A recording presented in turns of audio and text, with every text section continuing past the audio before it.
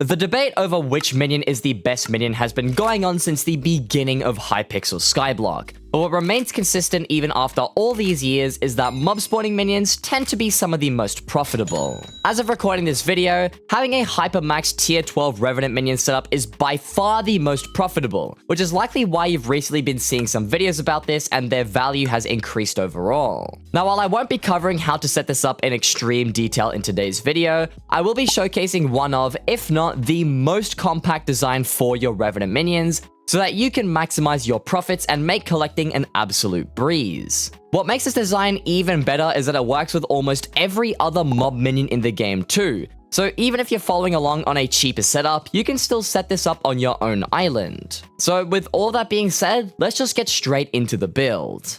So before we start building, here is a quick list of all the materials you're going to need so you can replicate this build for yourself. First up, you're going to need 45 different full blocks. Now, I've chosen this assortment of pillar quartz, regular quartz, and some light gray stained glass. And this is purely for decorative purposes, so if you like the way that I've done it, you can copy me, or you could just get 45 random blocks of your choice. Then you're going to need 8 different stairs, 24 different slabs, 12 different glass panes. This one definitely has to be glass panes, but you could just choose any color you want. And optionally, you can bring a bunch of carpets, but you won't need these necessarily. You'll also need one extra slab that will mark where the mobs will actually spawn on, and that is where I am standing right here. So to start things off, you want to pick out the spawn location where your mobs are going to spawn. This design is very compact and can fit 12 minions that'll spawn all their mobs on the same block. So we're going to have to figure out what block we want that to be and then mark that with a half slab. Now, when you mark this half slab, you want to make sure it's on the bottom half of the block. And once you have done so like this,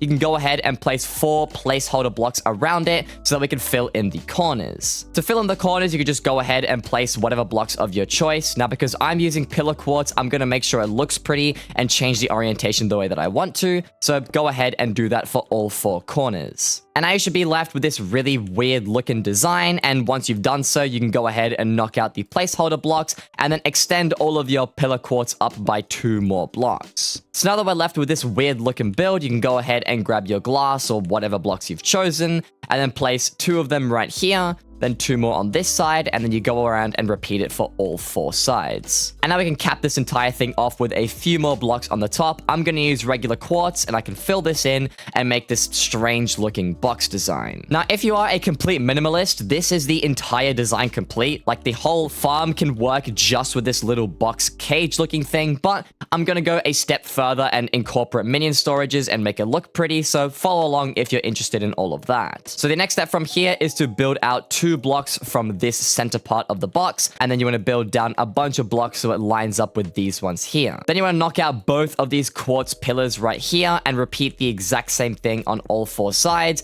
making sure that the pillar that you created on the side here is 1 block shorter than the top of the box. So now that we've finished that, you should have 3 tall pillars around all sides of the box, and I can go ahead and grab out your stairs and your slabs and pretty things up a little bit by adding a design that looks like this on all 4 corners. And then once you've gone around your entire build, it should look something like this, where you have these stairs on either side and the slabs around the top. And this is actually going to be where we're going to collect all of the minions. So now I'm just going to go ahead and add all the finishing touches. I'm going to put some slabs in the corners here to make walking a little bit easier. I'm also going to go ahead and extend these pillars down just because I think it looks a little bit nicer with the asymmetry. And I'm going to add a whole bunch of slabs on the bottom side of the build because, once again, I think it looks a little bit better. Now that I've gone ahead and decorated the design the way that I please, I'm going to go ahead and place all my stained glass panes either on this block or on this row here. It doesn't really matter where you place them, it does the exact same thing, but I'm going to go ahead and place them on here. And now this is pretty much the entire design fully complete. So the next step is obviously going to be to install the minions, which I'll go ahead and show you how to do right now. So the nice thing about this design in particular is not only is it extremely compact and spawns everything on 1 block so you don't have to hassle when collecting all your minions,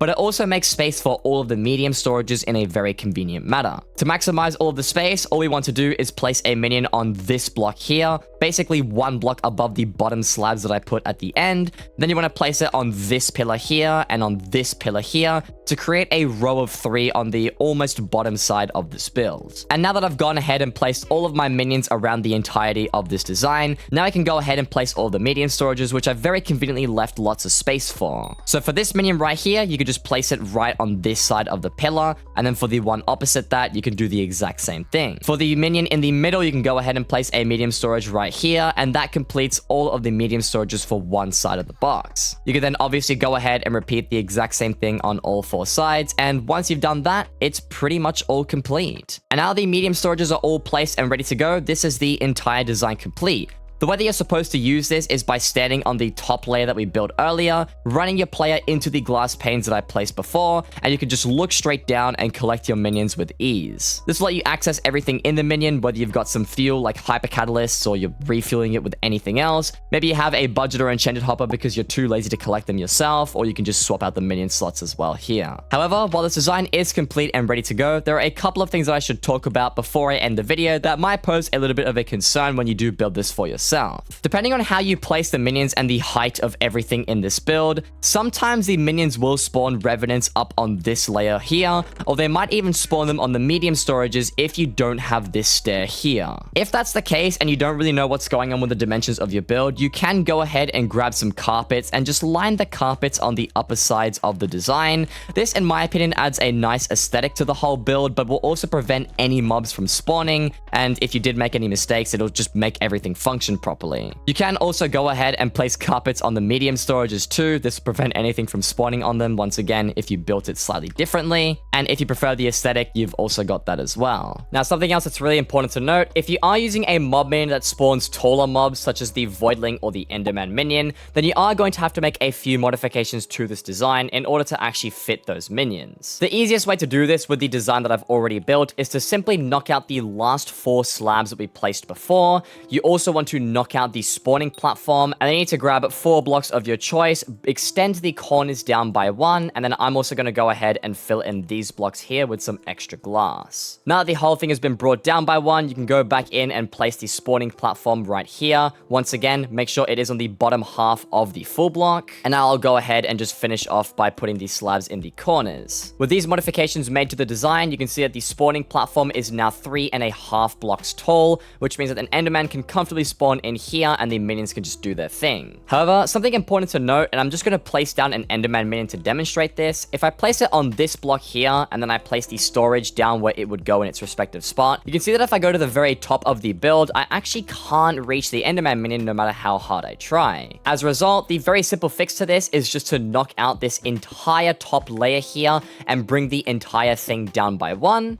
And now that I've gone ahead and removed all the glass panes from these original blocks, I lowered them down by 1, filled in the little corners, and extended the middle box. You can see that the Enderman minion is very comfortably spawning in the Enderman. I can stand here freely, I can right-click the minion and collect everything that I need, and this design is now working exactly the way that it should. And the final thing to do here after you've filled in the corner bits and you've fixed up the glass panes is to just go ahead and place some carpets down for the safety measure. I'm not 100% sure if the Enderman can actually spawn on this rim, but if you block the spawning spaces off with carpets, it'll guarantee that they will not spawn at all. And everything should be good to go with Enderman or Voidling minions. But now that I've gone ahead and show you guys how to extend the build for some other mob minions, that is everything that I did have for today's video. If you did find this useful, informative, or enjoyable in some way, then please do leave a like, as it does help out the channel quite a bit. And if you have any further questions or comments about this video, then feel free to join my Discord server and ask me over there, because I will be reading the comments on this video when it's initially released, but depending on how old it is, I might just stop responding. Either way, I've got nothing else to add to this video. Hopefully you guys did find it useful, and I'll catch you guys in the next one.